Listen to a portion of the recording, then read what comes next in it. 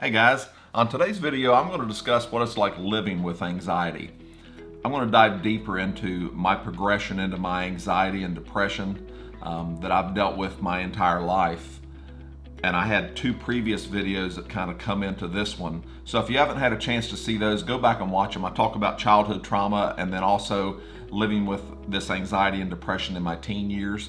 So if you get a chance and you haven't watched them, go back and watch those videos also. So I'm going to continue on with this series of the progression of anxiety and depression in your life when you really don't do anything about it because you really don't know what you're dealing with. So that and more is coming right up.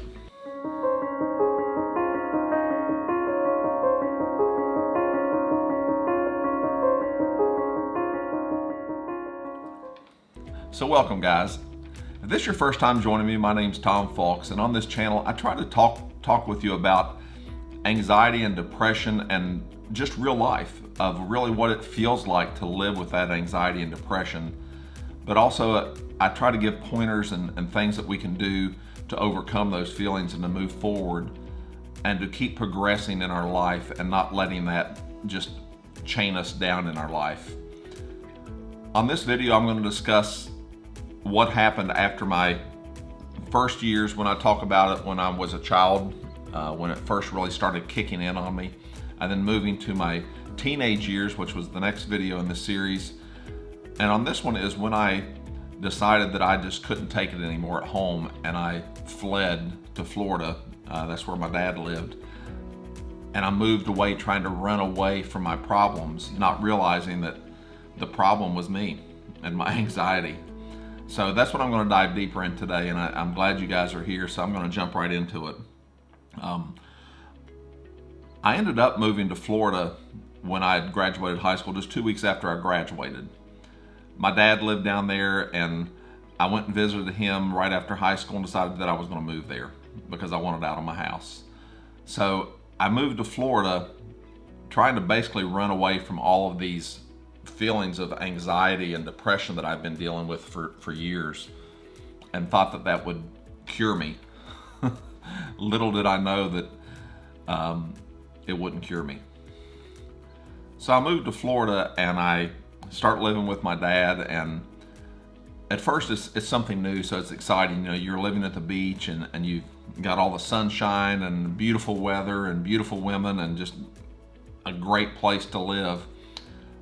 And I was saying, man, this is awesome. And I started working with some people that I got to know and became buddies with, and I started feeling like what I thought myself again.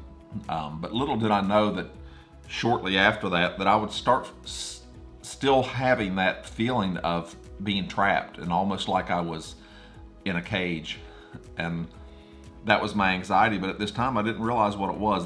Because that was my normal. That was my normal feeling that I dealt with my whole entire life. So I just thought that's me. That's just how I am. So I started a new job after I was there, and I worked at first at a couple different jobs. I worked as a busboy at a steak and ale restaurant, which I don't even think they're around anymore. I'm old, bro. So I started doing that, but I was still looking for another job, and my dad had a friend at a bank and ended up getting me a job there. And I worked in the proof department. The proof department of the bank is when you actually just look at checks, make sure they're signed by the correct person, and you're just proofing material that came through the bank, and that's the department I worked in. I was young, I was 19 years old, and I was looking for a companion. I was looking for a girlfriend, basically. And sitting across from me was this beautiful woman, and I didn't know how old she was. She didn't really know how old I was, but I started like passing notes, and little did I know that fast forward, that ends up being my first wife.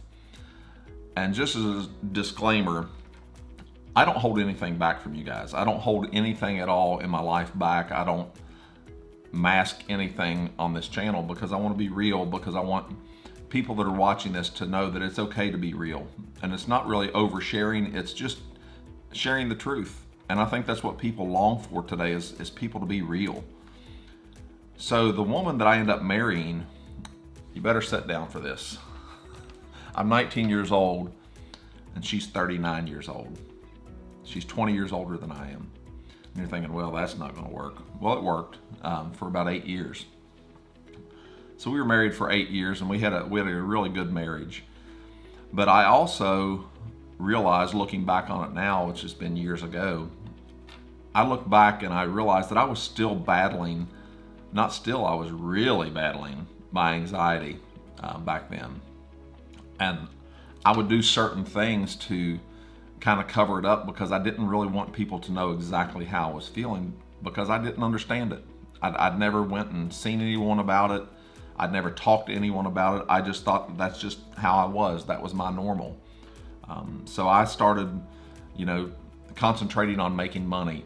And we lived at the beach and had a beach house. And 20 years old, I'm driving around in a new Jaguar. I had, on the outside, I had everything. But on the inside, I was crumbling because I had this underlying problem that I didn't want to share with anyone. But I also just thought that that's just the way people were because that was normal to me.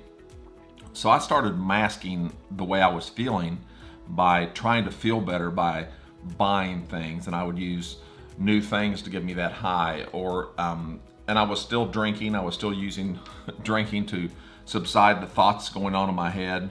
But I always had that anxious feeling. I always was going around. I would always aspire to be the best at what I could be, and anything I was doing, whether it be work or whether it be I was working on something at home, no matter what it was, I tried to do it to the very best. And I became really OCD at the time too. I was at a point in my life to where everything was on the outside looked good, but on the inside I was a complete mess. So money, drinking, and sex became what made me feel better. So this went on for several years, but I would have little blow-ups here and there to where my anxiety would get the best of me, and I would just explode out of nowhere, and just the least little thing would set me off, something not being put away where I thought it should have been. No matter what it was, just one little kink in the chain, and I'd lose my shit. And I started thinking, man, what is freaking wrong with me?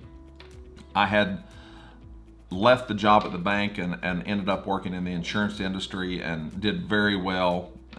Was one of the top sales reps in the company I worked for. Was promoted at a very young age to be a sales manager. I had started out with 5 guys underneath me, and then I grew that to 11 guys that worked for me.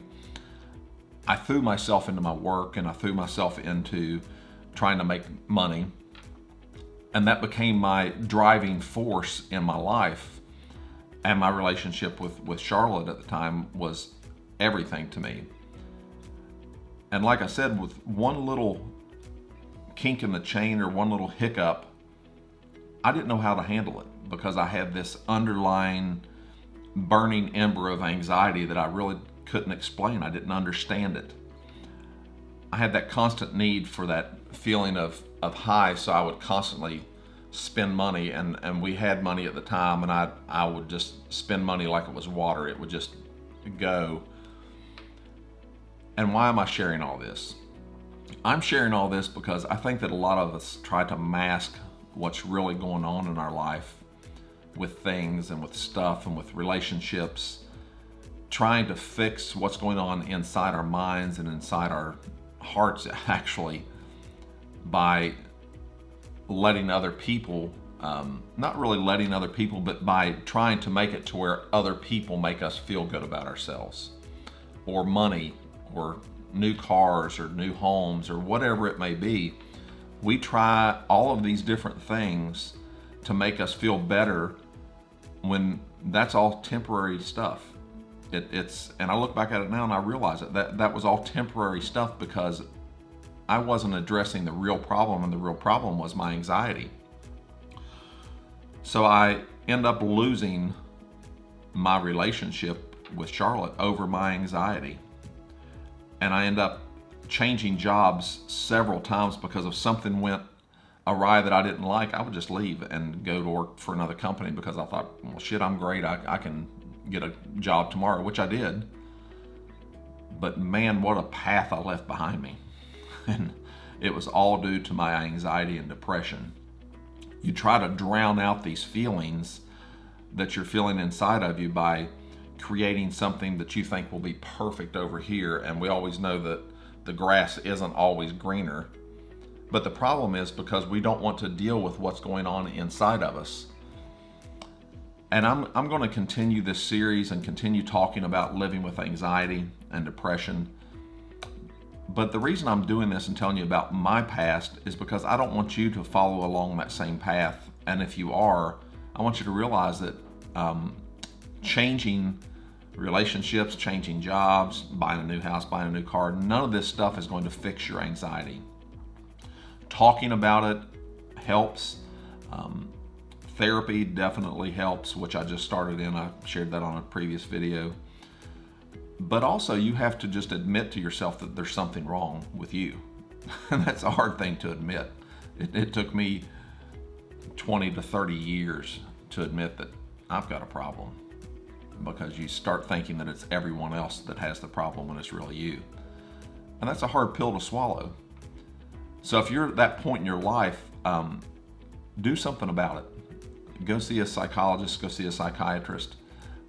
Don't let that be a stigma that keeps you from getting the help that you need and the help that you deserve, because I'm telling you right now, you'll live a happier life and a more fulfilled life if you do something about it and don't ignore it.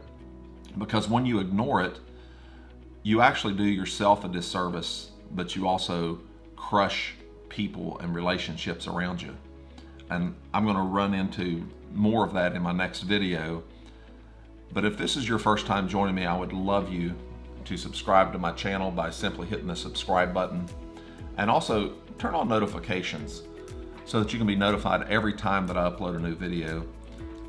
Give us a thumbs up button so that YouTube knows that it's content worth watching, so that other people can share in this and join our community.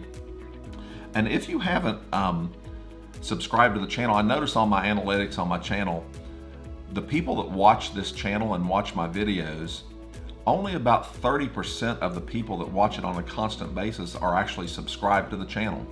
So why is that important? Well, it's important because YouTube won't share the video unless you have a certain number of subscribers and interaction with the videos.